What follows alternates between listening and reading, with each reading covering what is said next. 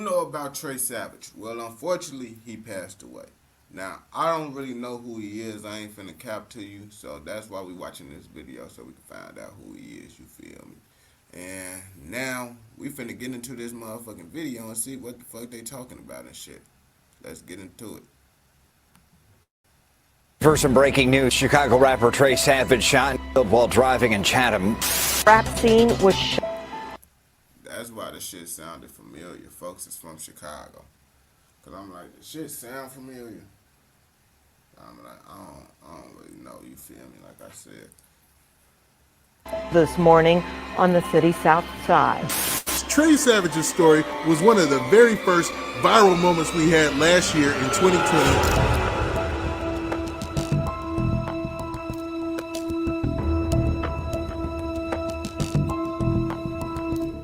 For the majority of the morning on June 19th, 2020, Trey Savage was with his girlfriend. After spending time with her, Trey dropped her off at her destination, likely intending to carry on with the rest of his day. And as he began to drive through the Chatham neighborhood on Chicago's south side, nothing seemed out of the ordinary. But in a split second, everything changed. As Trey pulled down the familiar street, an assailant emerged and opened fire on his vehicle. Bullets tore through the air, striking Trey. The sudden attack.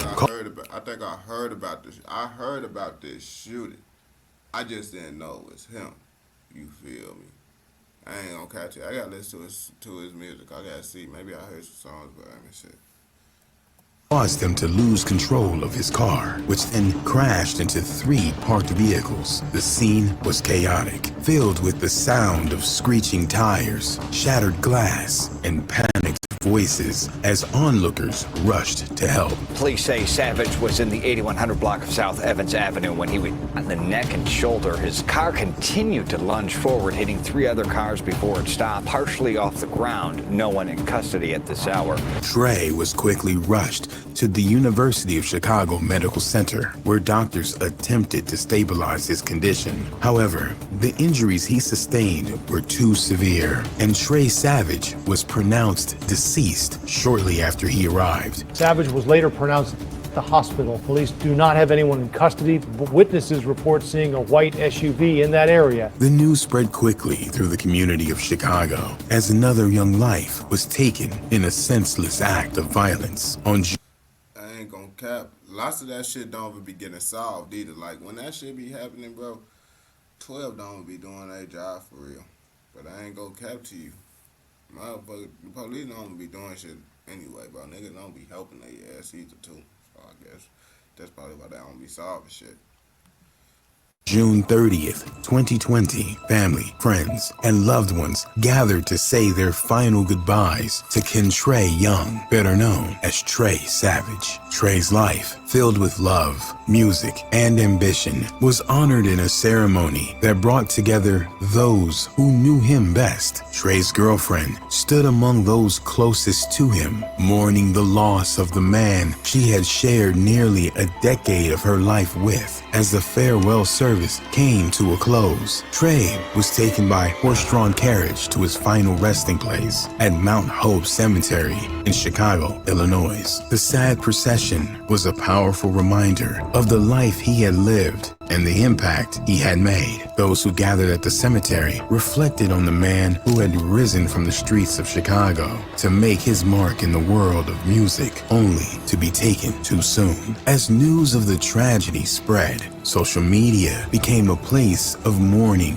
and reflection. Fellow artists, fans, and friends expressed their grief and disbelief, recognizing the loss of yet another young life to the streets. Fans of Trey Savage flooded social media with tribute and messages of sorrow. Many reflected on the recurring gruesomeness that had plagued the rap community, with one fan lamenting, "Crazy how almost everyone in GBE is gone." His passing became a notable story, shared widely across platforms like Twitter and Instagram, with fans, peers, and news outlets discussing the ongoing feud in Chicago and the loss of young talent. The aftermath of Trey Savage's passing was felt deeply across the rap community and beyond. Lil Durk, a prominent voice in the Chicago rap scene, was among the first to react. He took to Twitter with a somber message: "These streets cold-blooded. Rest up, Savage." His words resonated with many, highlighting the harsh reality of life in the neighborhoods that shaped Trey's music and identity. Trey Savage's manager, Idris Dykes, also spoke out, offering a more personal reflection. He described Trey as a great brother to Chief Keef and the rest of their Glow Gang family. Dykes. Oh, so he was Chief Keef and them people. I still don't really know of them like that, you feel me? But this person asked, why is it more G? I ain't gonna cap to you, man. It's a lot of BDs up in Chicago. It's a lot. I feel like, you feel me? It's down there about equal. You feel me? Really, no one don't be GD. Everybody be flipping and shit now. I ain't gonna cap to you. Emphasized Trey's dedication to his music and family, painting a picture of a young man who was committed to his craft and the people he loved. He was always looking for a positive outcome. Dyke shared, expressing that Savage's life was cut short as it was beginning to flourish. Raised in the heart of Chicago's South Side, Trey was no stranger to life's challenges. In one of the city's most dangerous areas, Trey's path to recognition began when he linked up with Chief Keef, one of the pioneers of the Chicago drill music scene. Trey Savage was a member of the original Glory Boys group, which hails from the South Side of Chicago, and the Glow Gang group that it evolved into. Glow Gang quickly became synonymous with Chicago's gritty. I ain't gonna cap to you. No, I ain't gonna cap. They ass, I don't know how they be getting their information. Really, lots of the times I feel they ass be going off of, you feel me? This dude, he be kind of knowing because his ass just really go off of news articles for the most part, you feel me? Now, other motherfuckers, they just be saying all types of shit. And some motherfuckers just be going off of Twitter and running with that shit. Like, motherfuckers, like, I be trying to tell they ass, bro. 3 niggas been said they killed one motherfucker. Had 3 different gangs claim to kill the same motherfucker. That's why I be like, you can't even believe that shit on the internet. But they ass just be taking that shit and running with it. And raw drill scene. The glow in Glow Gang refers to the flashy, confident, and unapologetic persona that its members embrace, both in their music and their day-to-day lives. Tracks like Know Who I Am and Faces earned Savage a dedicated following, particularly among those who saw their own lives mirrored in his words. He was also well known for his 2013 collaboration with Keef, Chief and Keef. Savage was also a known member of the Black Disciples Gang. The streets of Chicago have long been shaped by the presence of powerful and dangerous gangs, none more notorious than the Black Disciples. As a member of Chief Keef's Glow Gang, Trey's music often reflected the harsh realities of life in the streets, where loyalty to the gang could mean the difference between life and afterlife. His alleged affiliation with the Black Disciples placed him at the intersection of music and gang culture, where the lines between artistic expression and real-life situations are often blurred. However, the same streets that fueled Trey's rise to fame also posed the greatest threat to his life. Despite his growing success, Trey Savage remained closely connected to his roots, never entirely distancing himself from the dangers of his environment. This connection ultimately led to his tragic passing on June 19th, 2020, when he was shot and hit in the very neighborhood he had spent his life representing. So some wondered if the I ain't gonna cap to you, man. That's how that shit be going, though. Real deal. If you don't leave your motherfucking area, bro, shit damn near get bad if you really in the streets, man. And even if you not in the streets, bro, you damn near need to leave that shit because you be having hating ass motherfuckers. Like, motherfuckers be hating ass, smoke your ass over some hating ass, petty ass shit. I ain't gonna cap to you. So that's why I say, get the fuck away from it, man. Like, even being motherfucking 30 minutes away is better than being in the hood, you feel me? Like, don't be inside that shit, bro. And you just helped your survival rate go up a lot more just by being 30 minutes away. I ain't gonna cap to you.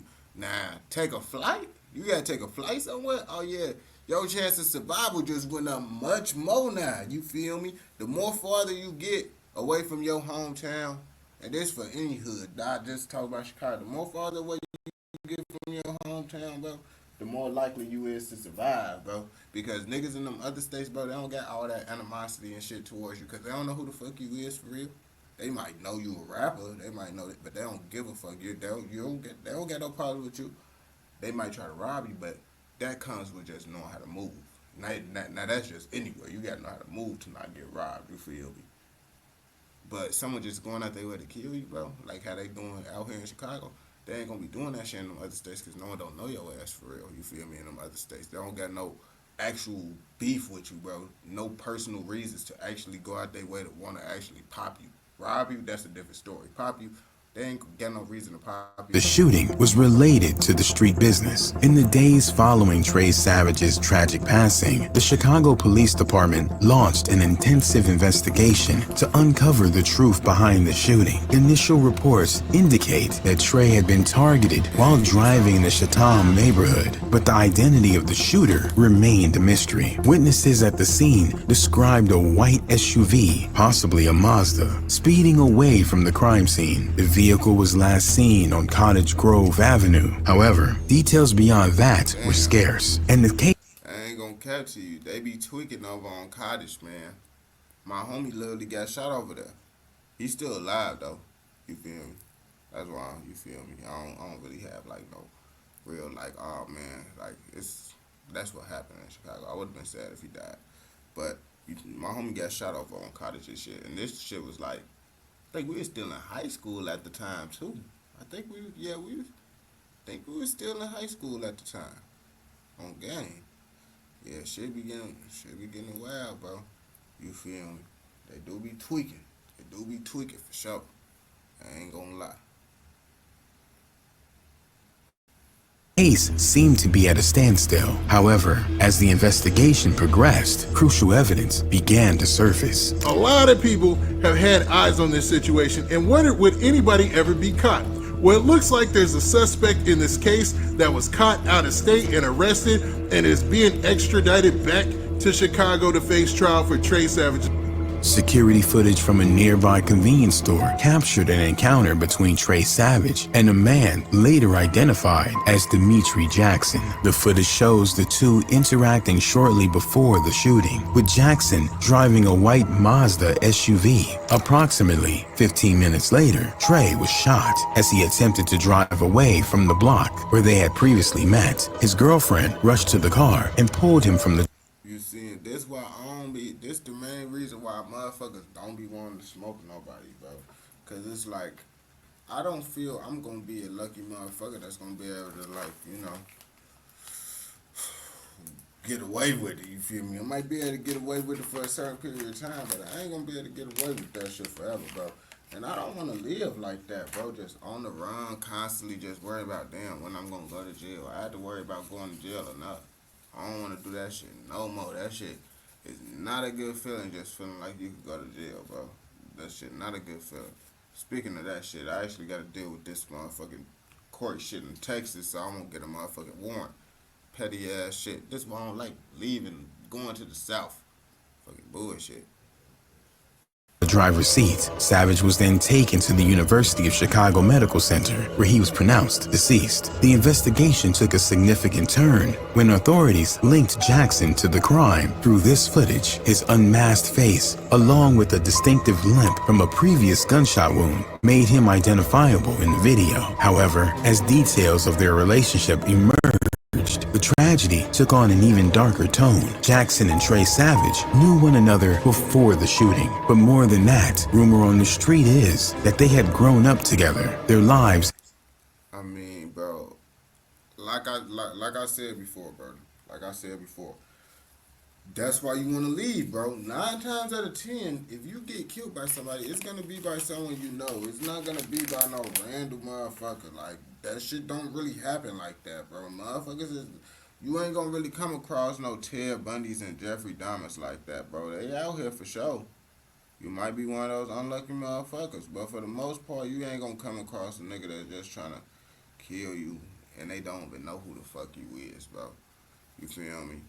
So, And lots of times it be old homies, cause old homies be having the most animosity towards you, bro. It's all about that animosity and all that other shit, bro. Niggas be feeling a certain type of way because they personally know you. That's the main thing I'm trying to tell you. Like like all that shit, bro. 9 times out of 10 it's gonna be someone you know. You feel me? Nipsey Hussle got killed by someone he knew. Folks said like all that. Lots of motherfuckers get killed by the shit niggas ain't know. 9 times out of 10, if you get killed by someone you don't know, that's because a robbery went wrong. You wasn't trying to go, niggas wasn't. You wasn't trying to let motherfuckers rob you and they popped you. But other than that, niggas ain't popping motherfuckers.